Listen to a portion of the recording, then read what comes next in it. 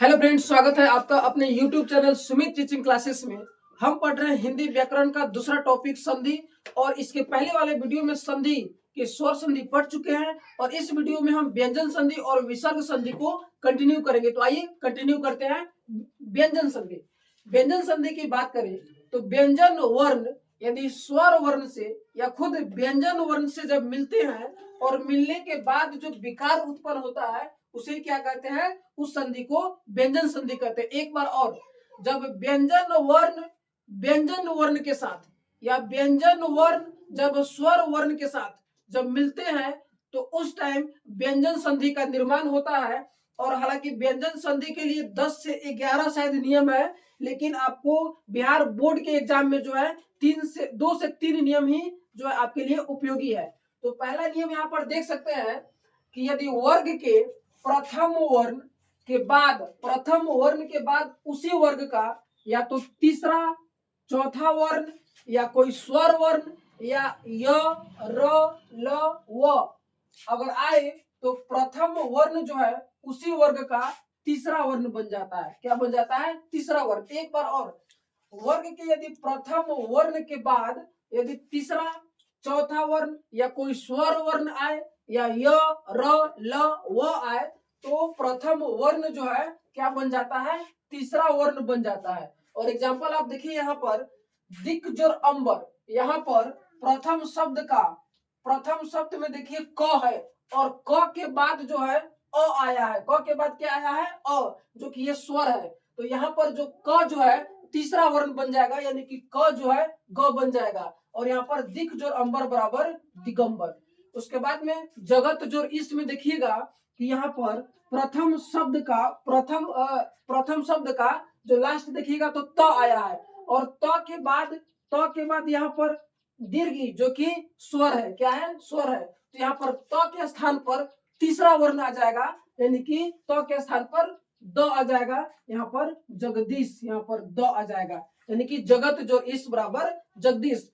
उसी प्रकार दिक जोर गज, और यहाँ पर देखिएगा कि प्रथम शब्द में यहाँ पर क है और क के बाद ग आया है, जो कि क का तीसरा वर्ण है। तो यहाँ पर क के स्थान पर तीसरा वर्ण ग आ जाएगा और दिक जोर गज बराबर क्या हो जाएगा? दिग्गज। उसी प्रकार वाक जोर दानम, वाग्य दानम, तत् जोर रूप, तद्रूपम। उसके बाद में दूसरा नियम की बात करें तो म के बाद अंतस्थ व्यंजन जैसे कि य र ल व हो या उष्म जैसे कि तलाबे सा, दंत सा, मूर्धन सा, ह आए तो म का जो है अनुस्वार हो जाता है। म का क्या हो जाता है? अनुस्वार, यानी कि म जो है अनुस्वार में बदल जाता है। कहने का मतलब ये है एक बार फिर से कि म के बाद यदि अंतस्थ आए या उष्म आए तो म के स्थान पर अनुस्वार हो जाता है।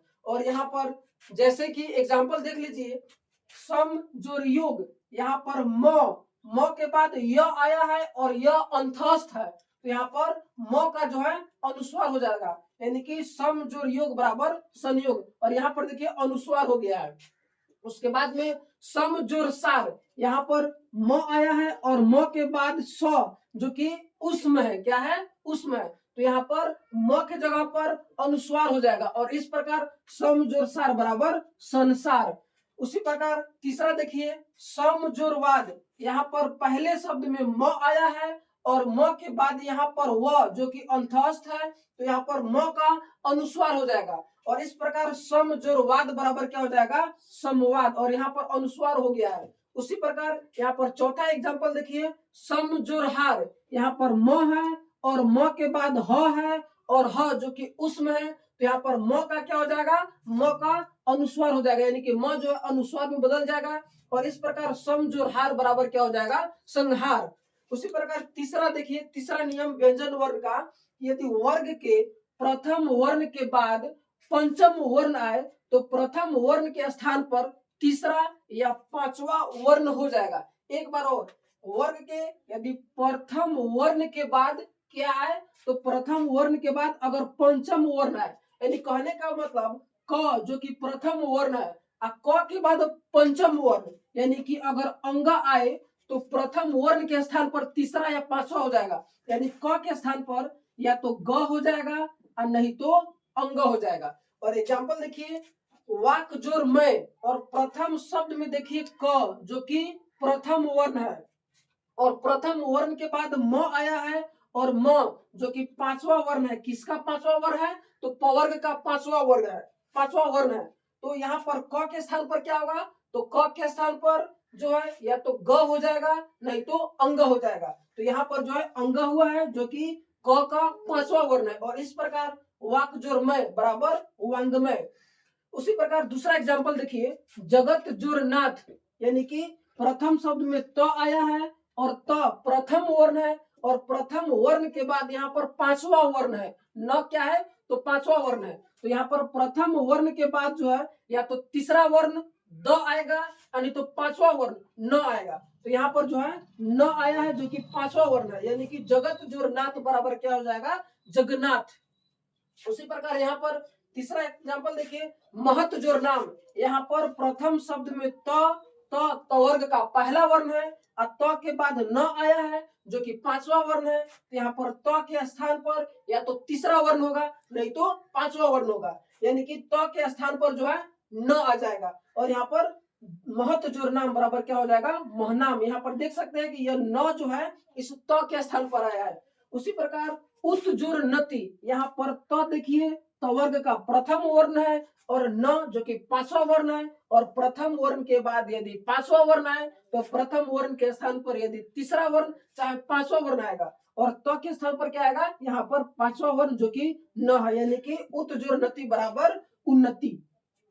अब है विसर्ग संधि।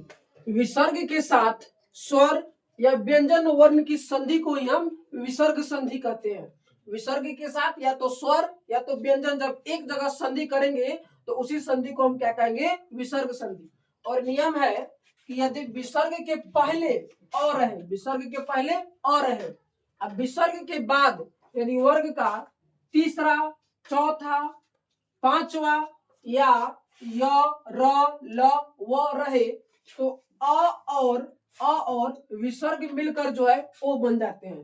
अ और विसर्ग मिलकर क्या बन जाते हैं? ओ बन जाते हैं। फिर से एक बार और, कि विसर्ग के पहले यदि अ रहे और विसर्ग के बाद यदि वर्ग का तीसरा, चौथा या पांचवा या य, र, ल, व रहे तो अ और विसर्ग मिलकर जो है ओ बन जाते हैं। और एग्जाम्पल देख लीजिए यहाँ पर कि मनह, यहाँ पर न यानी कि यहाँ पर पहले अ है और उसके बाद में विसर्ग है, अ है और उसके बाद में क्या है? विसर्ग। यहाँ पर न किससे मिलकर बना होता है? न हलंत और जोर अ से। तो यहाँ पर क्या है? मना में क्या है? अ है और साथ में क्या है? विसर्ग है। अ और विसर्ग है, और वर्ग का देखिए यहाँ पर र है, यहाँ पर र है, तो ये विसर्ग और अ मिलकर क्या बन जाएगा? ओ बन जाएगा। और यहाँ पर मना जो रथ बराबर क्या हो जाएगा? मनोरथ। यहाँ पर ओ है, यहाँ पर क्या है? ओ। उसी प्रकार दूसरा एग्जाम्पल, यशा जोर दा बराबर यशोदा होगा। और कैसे होगा? यहाँ पर स में का पहले अ है और अ के साथ विसर्ग है, अ के साथ क्या है? विसर्ग है। तो यहाँ पर अ और विसर्ग दोनों मिलकर, अ और विसर्ग दोनों मिलकर क्या बन जाएगा? ओ बन जाएगा। क्या बन जाएगा? ओ। लेकिन यहाँ पर जो है या तो तीसरा, चौथा, पांचवा या य, र, ल, व रहना चाहिए। यहाँ पर क्या है? द है, द जो कि तवर्ग का तीसरा वर्ण है। तो यहाँ पर क्या हो जाएगा? यशोदा, ओ बन जाएगा और यहाँ पर ओ है। उसी प्रकार अगला एग्जाम्पल, मनह जोर हर बराबर क्या हो जाएगा? मनोहर। कैसे होगा? तो यहाँ पर न यहाँ पर अ है, अ के बाद विसर्ग है और इसके बाद ह है, इसके बाद क्या है? ह नहीं है, इसके बाद क्या है? ह तो क्या हो जाएगा? मिलकर जो है ओ बन जाएगा। और मनह जोर हर बराबर क्या हो जाएगा? मनोहर। उसी के बाद सर जोर ज बराबर क्या बन जाएगा? सरोज। कैसे बनेगा? तो यहाँ पर अ है और अ के बाद यहाँ पर विसर्ग है, और अ और विसर्ग के बाद ज जो कि तीसरा वर्ण है, च, छ, ज, च वर्ग का तीसरा वर्ण है। तो ये दोनों अ और विसर्ग मिलकर क्या बन जाएगा? ओ बन जाएगा। और यहाँ पर देख सकते हैं कि ओ यानी कि सरा जोर ज बराबर क्या हो जाएगा? सरोज। उसके बाद अगला देखिए, यशा जोर धरा बराबर क्या हो जाएगा? यशोधरा। कैसे होगा? तो यहाँ पर अ है, स हलंत जोर अ, और उसके बाद में विसर्ग है, और विसर्ग के बाद ध है, त थ द ध, जो कि तवर्ग का चौथा वर्ण है, तवर्ग का चौथा वर्ण है।